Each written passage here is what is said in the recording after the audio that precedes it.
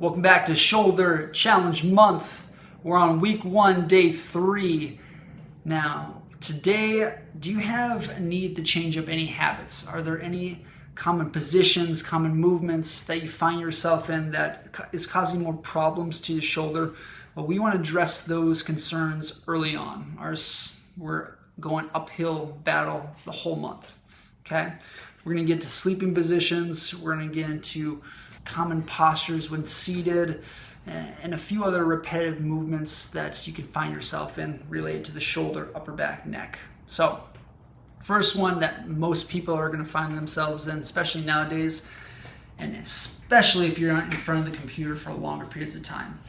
There's a couple common things that you're going to start noticing. Shoulders are going to round forward, head's going to come forward, and the center of your body is going to be bottom portion of your neck. That's going to lead to a lot of stress against gravity of these tissues. As they lengthen, they're going to become weak, and it's going to become incredibly harder to control. So how can we go from here to here? And yes, it may look like I'm sticking my chest out, especially ladies. It feels very uncommon because obviously you may not want to flaunt it, but again, this is all for the health of your muscles, tissues, okay? So I'm going to take a note from the Brugger's relief technique and kind of share that with you today. That's going to involve bringing your shoulder blades together and down. Also, strain your arms and trying to turn your palms open, especially if you're on the mouse. And then also you can bring your head backwards or look up completely. You want to squeeze all the muscles for 1 minute, lower level of contraction, every minute for an hour.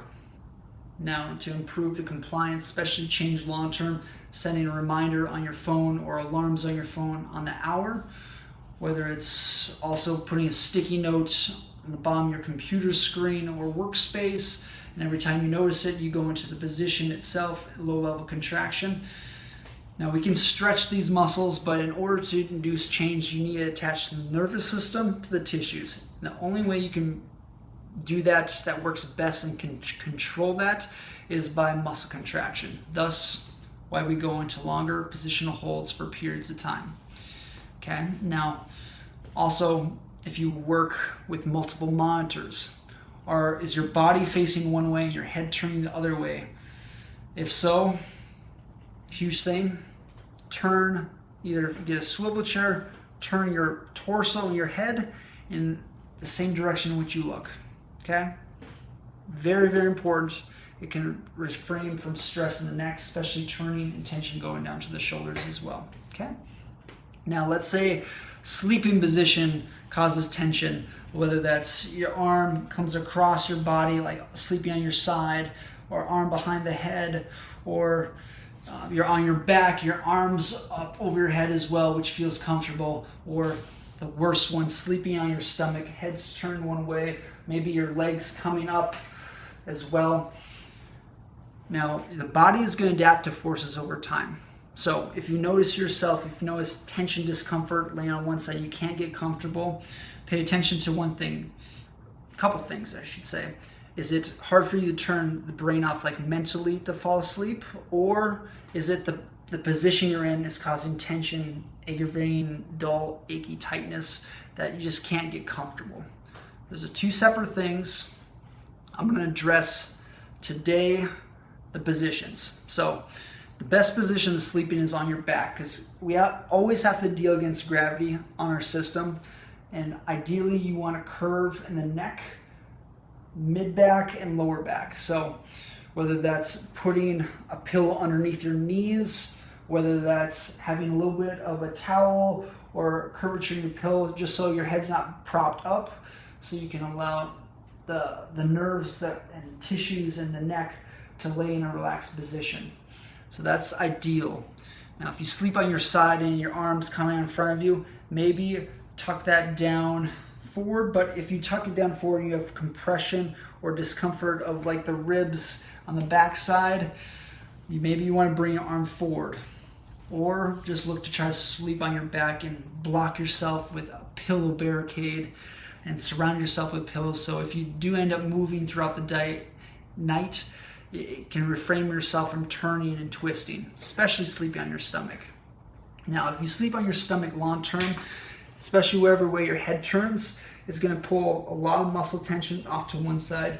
And over time, it's going to cause curvature in your upper back, which for some people, they may start noticing random discomfort, headaches, tension going down to the arms, and no injuries occur, just randomly starts happening.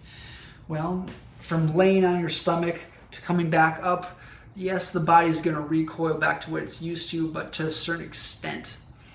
With the gravity and the constant movement, it's going to force change of your pretty much bone structure, ligaments, tendons, and muscles over a period of time.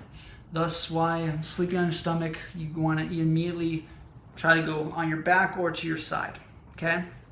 Another reason why sleeping on your stomach feels really good is the heart drops forward, which has a calming effect of the nervous system to the brain, which will also allow you to get into deeper sleep quicker as well. So, best position sleeping, back, second, side. Don't sleep on your stomach. Common positions when sitting at a computer is positional posture relief breaks. Shoulder blades together, down, palms facing forward, or palms facing upwards, arms straight, head can come backwards. Now, if we're having constant repetitive movements of, let's say we work hard labor and there's like twisting movements involved, well, how can we adapt the structures? So if you're laying down tissue of constant movements off to the side, let's say we're a factory worker, we're messing around with objects in front of us and we're putting them over here, or I'm constantly twisting in that direction. Well, you gotta look at your setting. Is there any way that you can switch up the direction in which you can move the constant movement and then go 50-50 time on both sides?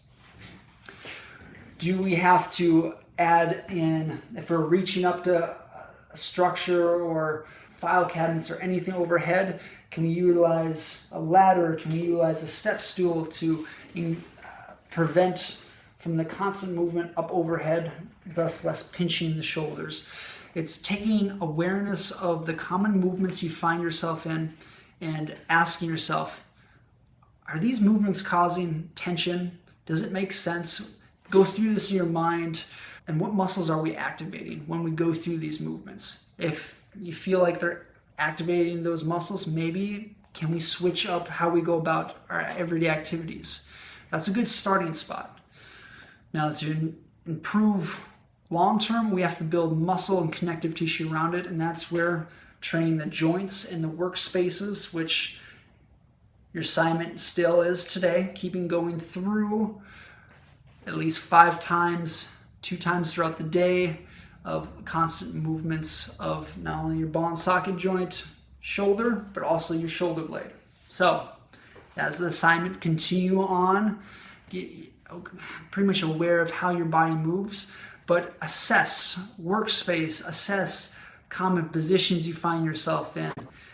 Even if you're driving for a period of time, you can even do the Brugger's relief technique as well. So, awareness is key. And that's where I'm going to leave it at today. Hope to see you guys tomorrow on the next one. Do your work. Push yourself. Let's go.